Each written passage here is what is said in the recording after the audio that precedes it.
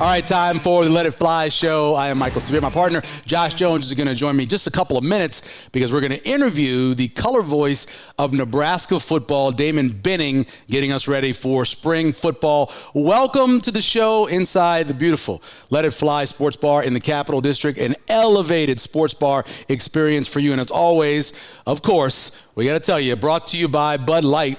Just like when you're hanging out at the Let It Fly bar or in your basement or maybe in the garage, you want to enjoy a Bud Light. It's easy drinking and easy buckets throughout Nebraska. Easy to drink and easy to enjoy. Before we get to you what's coming up here at the Let It Fly Sports Bar this weekend, because it's a busy sports weekend. So Meg, you probably heard us mention, she is the social media maven of the show. This is the t-shirt that she has on today. My brother-in-law actually believes in Bigfoot. I'm not sure he believes in this particular Bigfoot, but this Bigfoot right here is the one that Meg is wearing. Great t-shirt, Meg. You look great as always. Thank you. She gets all our social media stuff, takes the pictures, gets stuff posted, does a great job. And of course, King Val Elvis is over there running the show as well. Nebraska red and white spring game, as I mentioned, is coming up on Saturday. We're taping this on a Thursday, so it's actually the first night of the NFL draft.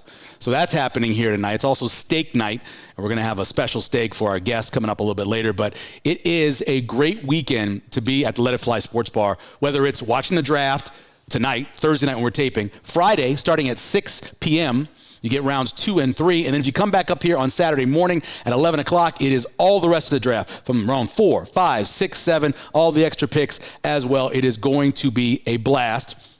Speaking of Saturday morning, 11:05 is the kickoff for the red-white spring game in Memorial Stadium.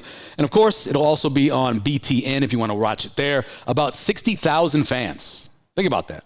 In the middle of spring, on what could be kind of a windy, rainy day, not cold, but rainy for sure. We're expecting about 60,000 people there, and we will break down what to look for in the spring game, some of the question marks. Damon will help us up with that coming up a little bit later. But also, and I know King Val is excited about this, you've got NBA playoffs wall to wall here at the Let It Fly Sports Bar, whether it's tonight with some games that we can't talk about because this comes out after it, but Friday night, loaded, starting at 4:30 in the afternoon. You've got games. The first game is Milwaukee and Indiana, which is tied at 1. I really thought if somehow Giannis could be back by, say, game 4, that Milwaukee would win this.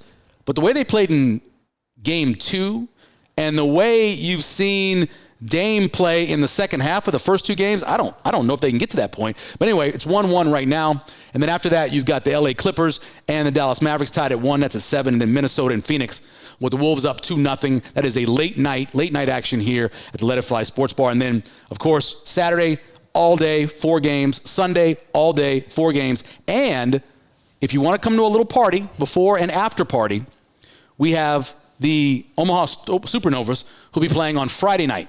That's a 7 o'clock game against the Grand Rapids Rise. So you can come check that out for the before and after party as well. So like I said, it's a busy weekend. Come on out to Let It Fly Sports Bar. I always recommend on a busy weekend like this, make reservations. You can reserve a table.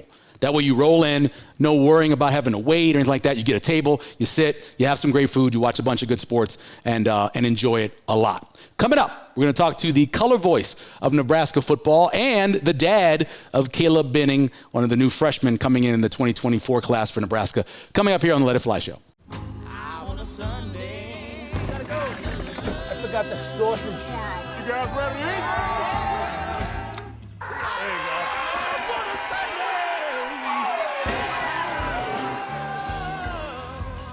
Welcome back to Let It Fly Show. Our guest this week, 2-time national champion. He was a captain at the University of Nebraska, also the radio voice now of Nebraska football, and most importantly, father of Caleb, Micah, Maya, and Zoe. That's the most important thing. Exactly. Damon Benning joining us here. 100%. Let It Fly Show. Let me start off by saying, because I want to get into this early, only because it's emotional a little bit, because so your partner on the radio, Greg Sharp, talks about battling through cancer now, and we all are thinking about him. Have you had a chance to talk to him at all? Do you know how he's doing? Yeah, I talked to him quite a bit, actually, and we hit the ground running. We started out doing baseball together for Cox. I mean, talking early 2000s, like 05, 06, right? And just a guy that I've stayed in touch with, and took me in right away. Right, he and Matt Davison were extremely close, and they'd done this for a long time. And I think to embrace me with open arms on the fly right away just kind of shows me what kind of person he is. And as you know, for working with me for so long, I can tend to need a babysitter. And where do I need to be? Right, sure. What do I need to do when I get there? And he kind of just lets me do my thing. And for him, he's going to miss the pregame show. I'm going to do that with Jessica Cootie, but he's gonna do the game. He's gonna muster his strength. Well, okay, all right. And I told him yesterday. When I talked to him last night, said this is gonna sound corny, but you made my day. Nice. I'm glad to hear that. And it's actually gonna make my week. So it just gives me something. You know me, I'm competitive, so I pick that to look forward to. Yeah, that's good. When I'm not, I kind of get in my feels or I want to complain about something. Oh yeah. You know what? Saturday is gonna make his day, and it's gonna make mine too. Yeah, a lot of people who love Nebraska football are gonna feel the same way as well. He's a super person. He is. He's a good dude. I remember his first game doing Nebraska because that was a tumultuous week where the guy who was the play-by-play guy had kind of a nervous breakdown a little bit, and they had to tap the arm, and they had to bring Greg out of the bullpen. Gotta go to the bullpen. They had to bring him in to do the game, and so that goes way back. But we're hoping that he feels good, and when the season starts, he's all good and clean of that cancer. Absolutely. You've been a part of something that these guys are going through this year a couple times when you were at Nebraska, a spring that involves a quarterback competition. Is it a little more intense in terms of like the 11-on-11s and the full scrimmages when you got a quarterback competition going on? 100%. It's interesting too because all eyes are always on the quarterback. Sure.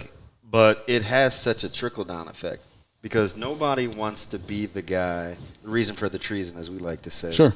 If you're a receiver, you want to maximize. If you're O-line, you want to maximize. If you're a DB, you don't want some unfair advantage where a guy looks good on your watch, right? So quarterback battles just naturally elevate everybody else's game, and I think you've seen that. My very first practice, this was a handful of weeks ago, and I just went down there with Caleb. He's obviously trying to get down there as much as possible. Yeah. People asked me what I thought, and I said, well, I'm not sharing a lot about practice, but what I will tell you is if intensity had a smell, that's what it smelled like.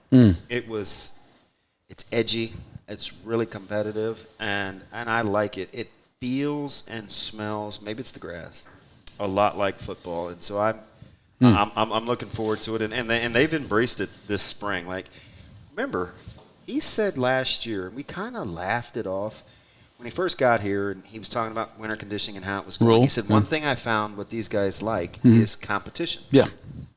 I could say, hey, you got 15, 30-yard sprints, and everybody's going to tell you how tired they are. And I can say, hey, the top times out of those 15, and then he said they could run all day. Sure, yeah. So he really found out his team's DNA was competitive, which you wouldn't think for a team that was coming off kind of what they've been through the last handful of years.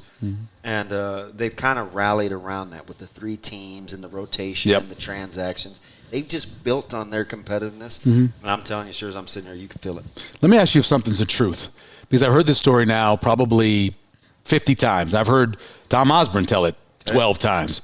So Tommy and Brooke are battling for starting quarterback in 1995. And Osborne always says it came down to like one play.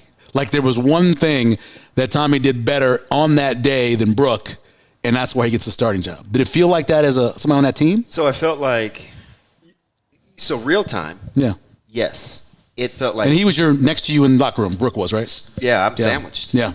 Right? So in 15-18, and the quarterbacks went right. They're the first as you walk in the door. Then it was running backs and receivers wrapped around the corner. Right.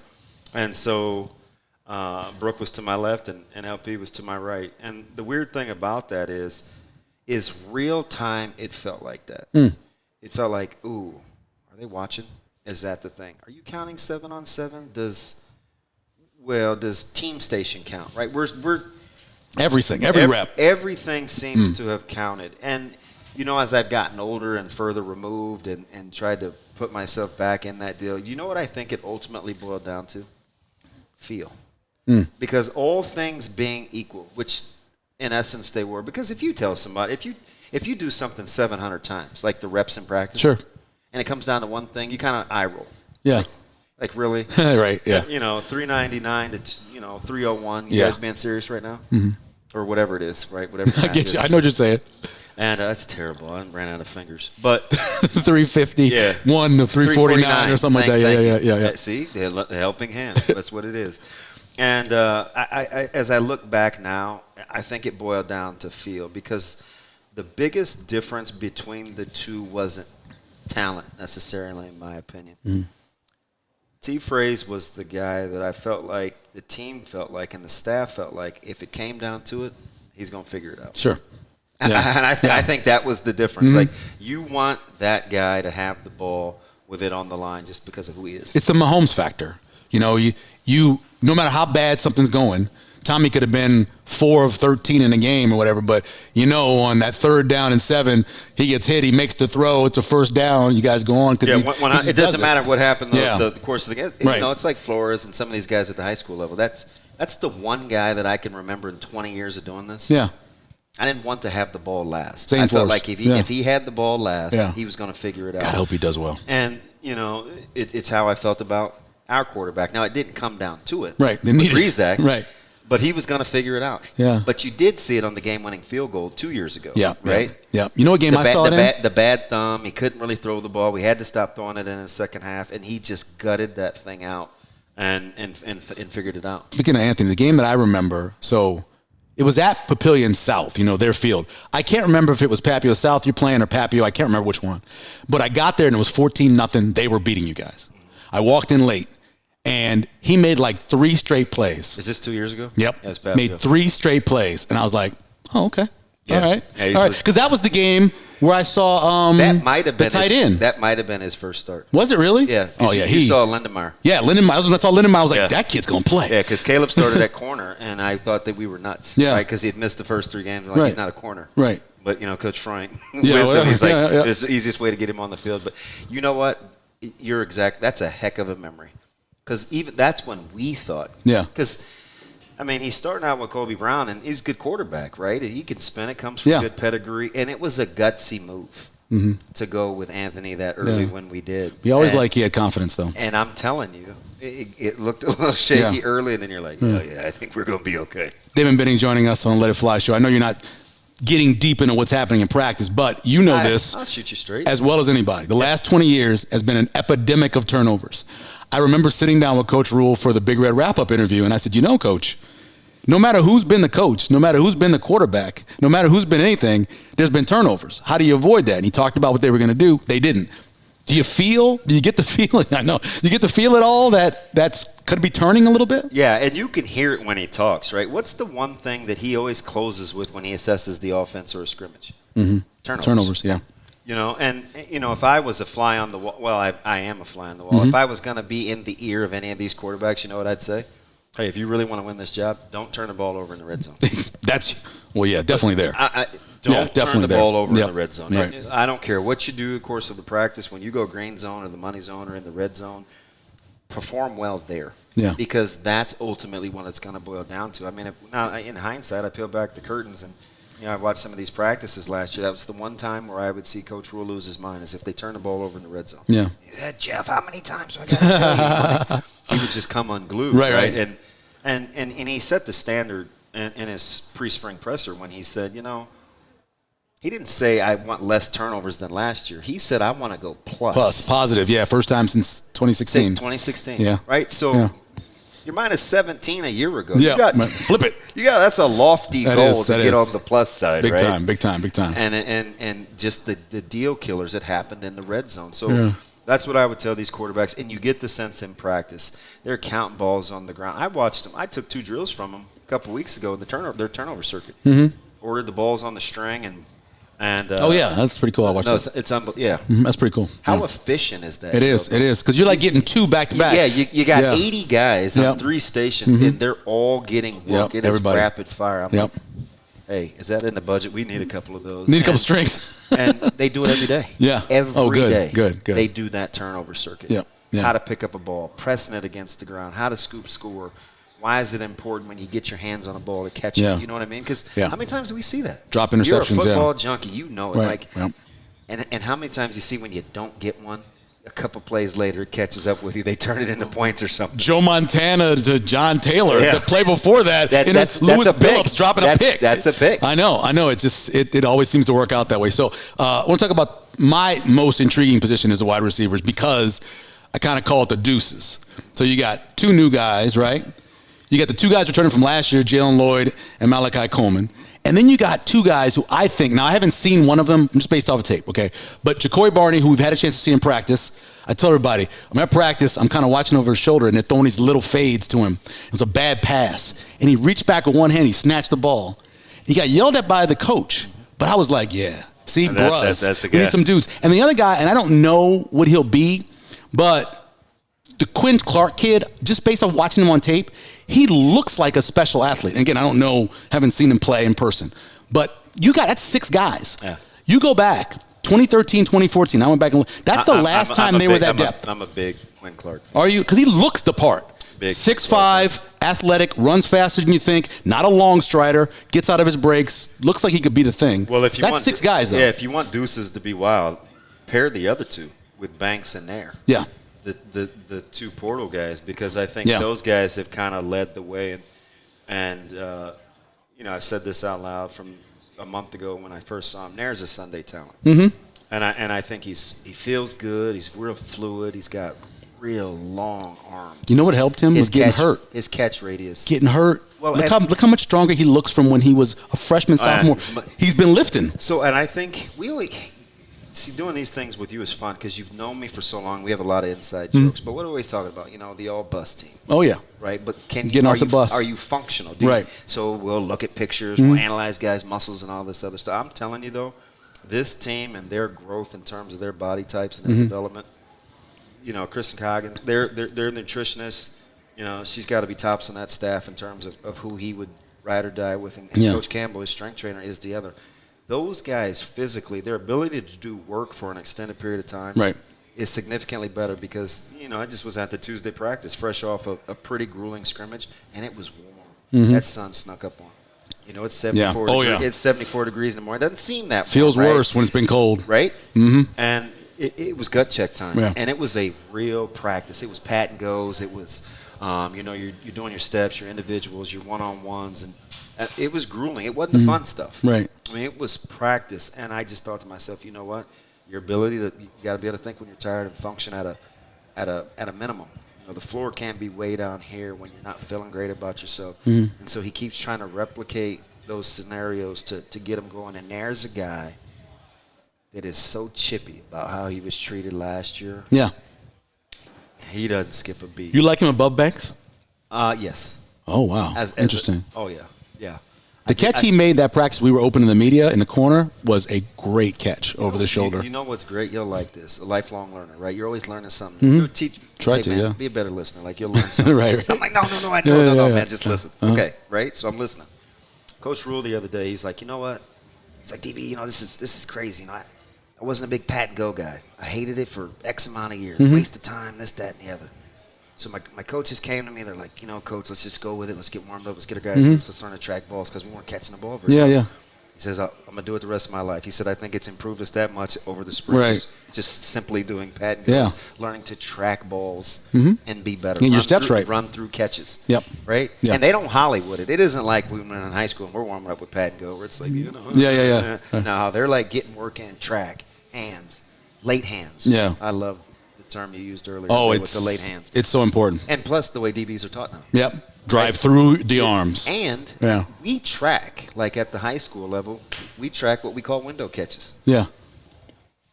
Yeah, we're breaking those up. Yeah. We're breaking wrists. We're playing through ball. It looks pretty, and that doesn't work. You want late hands are great hands because you just never know as a DB how you got to. Because if he's in phase, even if he's in phase, and you bring your hands up late, there's nothing he can do. Because unless your eyes are this wide, 100%, and you can see your eyes. Other than you that, gotta have some reptile type crocodile stuff. Other than that, they're like, here. Yeah, I'm with you. Roma Dunze, man, I love the way he returns kicks. That's a spoiled thing for me for wide receivers, but I watched him do it a couple times in games where his hands came up so late that the defensive back was like, where the hell that ball come from? So the way that I kind of broke down those three guys is Marvin Harrison is the most complete. Neighbors is the most dangerous with the ball. Oh, in his definitely. arms Yeah. He's a rack guy. But Odunze is his degree of difficulty and his catch radius is probably the greatest in my opinion. Yeah. The tough contested balls. He is fantastic with the hidden eyes and the late hands. Right. I think that they're all three spectacular. No but I doubt. think that's kind of how I would slot the guys. Neighbors and Brian Thomas put those numbers up with a quarterback who only 5 times left the pocket and threw the ball. Yeah. Think about that. How many times he rolled out and ran? How many times those guys probably broke open and he didn't throw it? Ravi said that this morning, and he said, I can't remember if it was for the season or his career. And I said, give me It's the the number, season. and It I'll was the tell whole you what it season, was. yeah. And he said 5. I said, I know, Severe. That's for the Yep, season. for the season. That's crazy to think. It's only like 13 times since he's been at LSU. I know. Which is crazy to think about. So let me give you – so last year we were talking, and I said a guy that kind of stood out to me back in high school I thought maybe can contribute. He was probably 5th on the depth chart in Luke Lindenmeyer because he was a walk-on tight end and a whole bunch of guys in front of him, right? This year, and I don't know, but based off of watching him in spring and watching him play in high school, so I'm a huge fan of Gage Stinger. You know that. Yeah. I watched him spring last year. Does he have any chance? Because he's so versatile. If he gets on the field, I think it'd be hard to get him off. But You're talking about like actually getting a chance to play back at safe? Yeah. maybe. Because he can play. He's playing inside, and he's been a little. He was He was hurt? Okay. He was a little dinged a couple weeks ago, so it's been kind of hit and miss. But he's a thump. So a couple weeks ago, I felt like he and Ramirez Stewart had the 2 best hits. Really? In the scrimmage. Now, in the totality of the package, I don't see it enough to know. But he's playing a tough position because they moved him inside. Home safety, yeah. And all over the place. So you got Bullock is there, Shavers is there. Right. I mean, And everybody's talking about Shavers. Javen Wright is there. I mean, like he's playing behind some fellas. Right.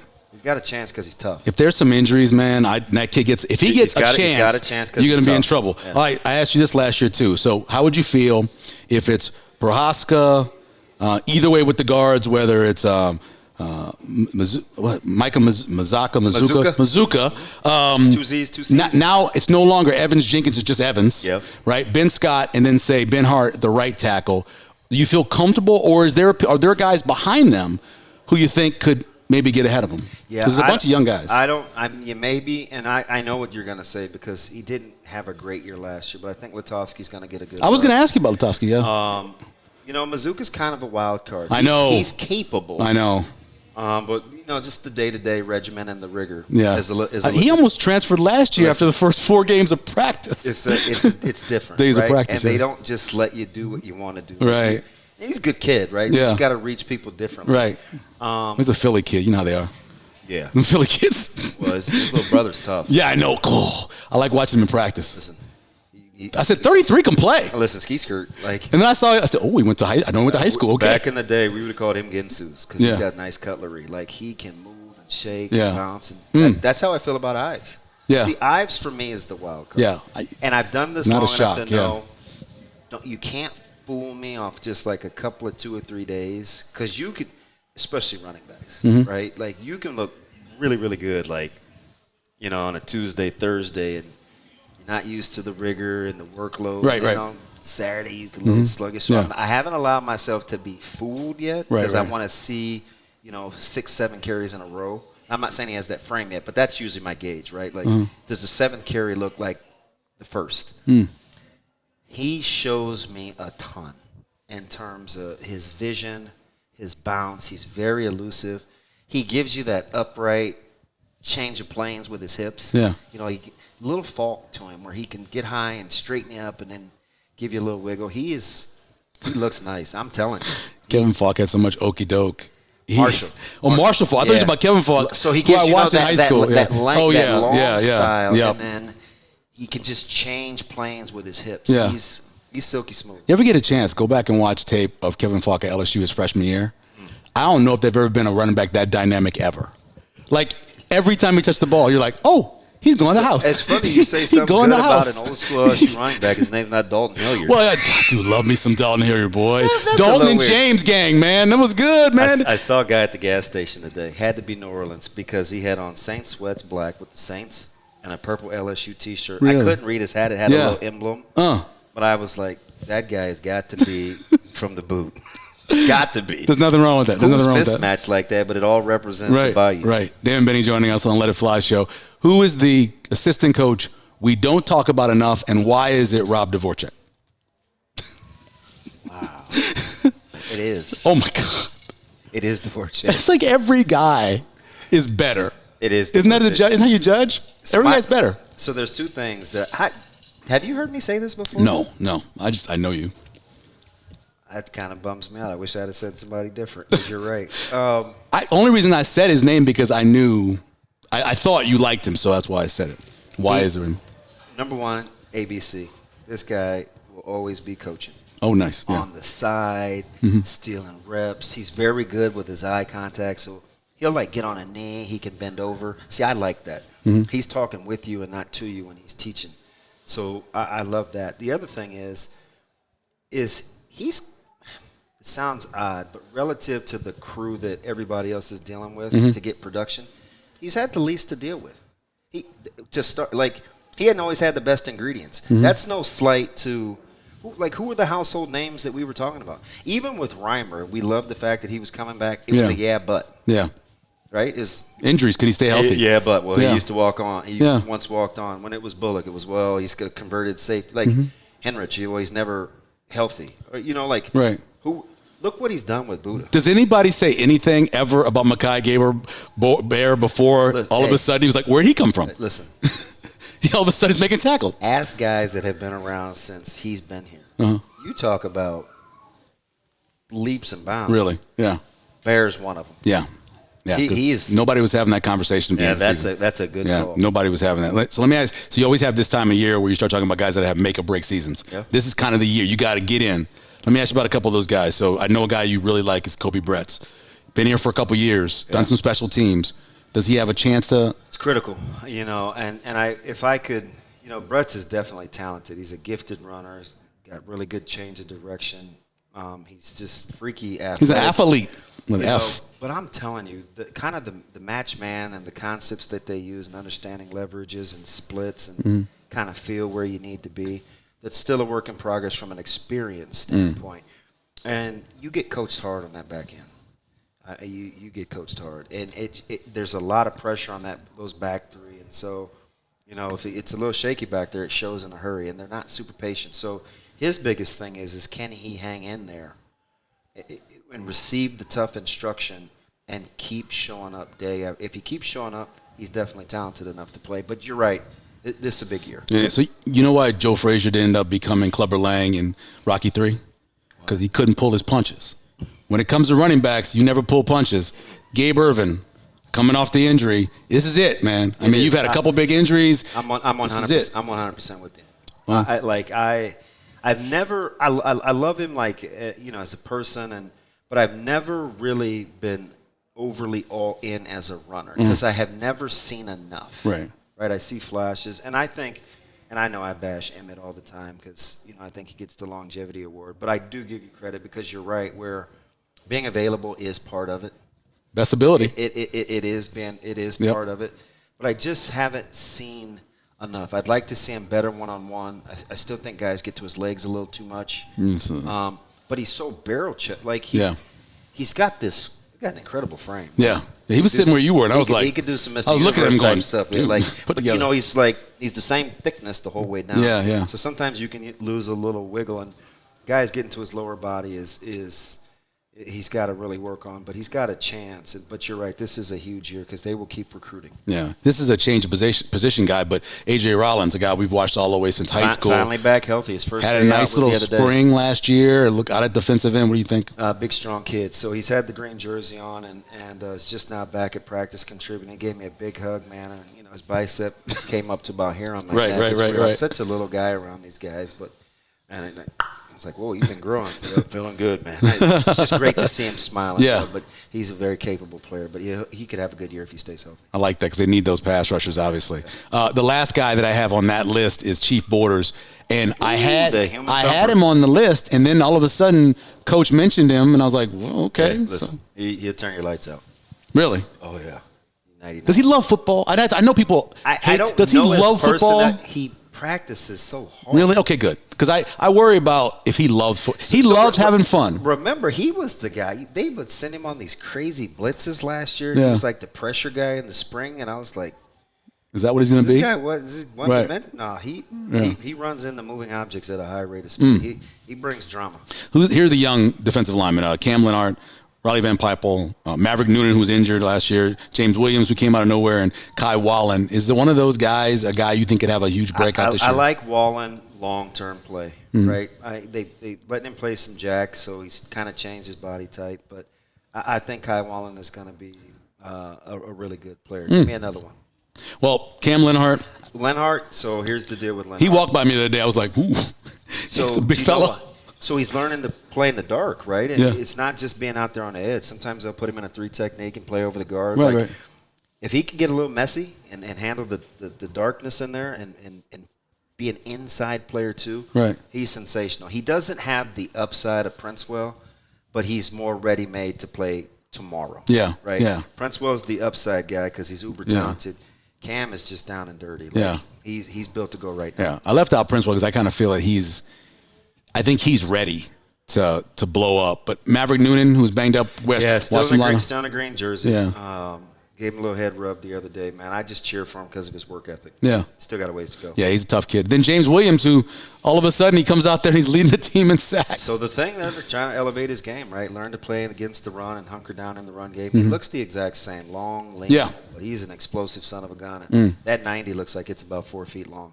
It does. I'm serious. I know, you're right. It's pretty stretched. Yeah, he's a high-cut kid.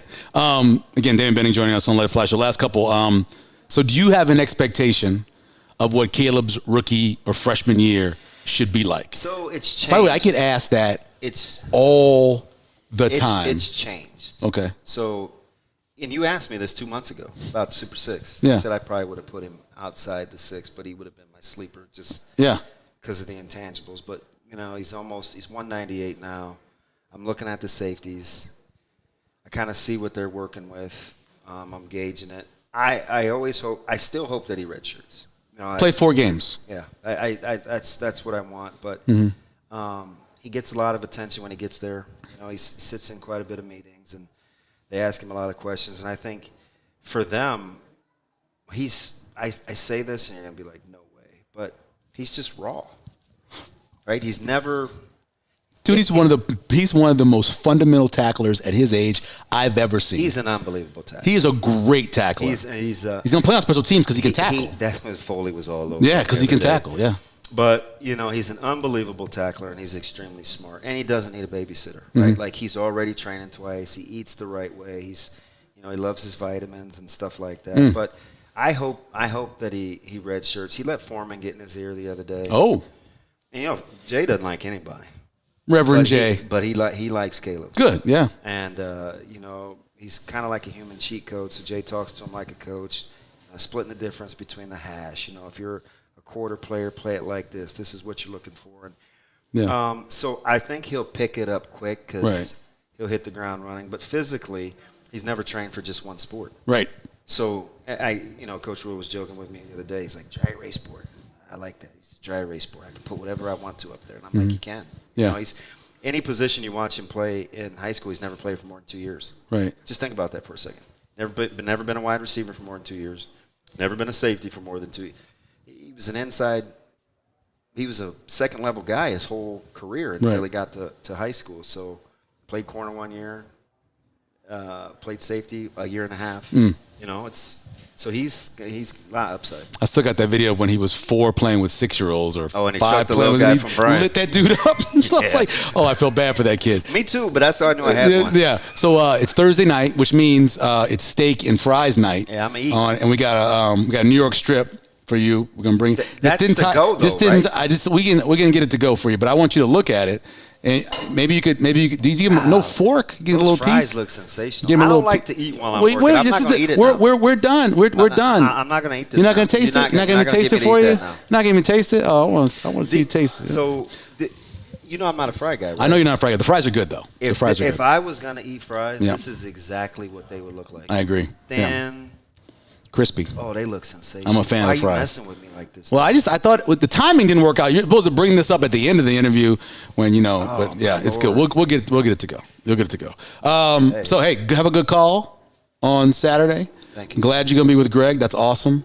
And hopefully I didn't even need my notes. You don't need any notes, man. Well, sometimes I forget. Like I forget guys. The roster's huge. Oh. The roster's enormous. I won't stay that way. No, right now it is. That is very true. Some guys are going to have to leave. You don't have to go home. Yeah, but you can't stay here. No doubt. Damon, we appreciate it. Oh, love being here.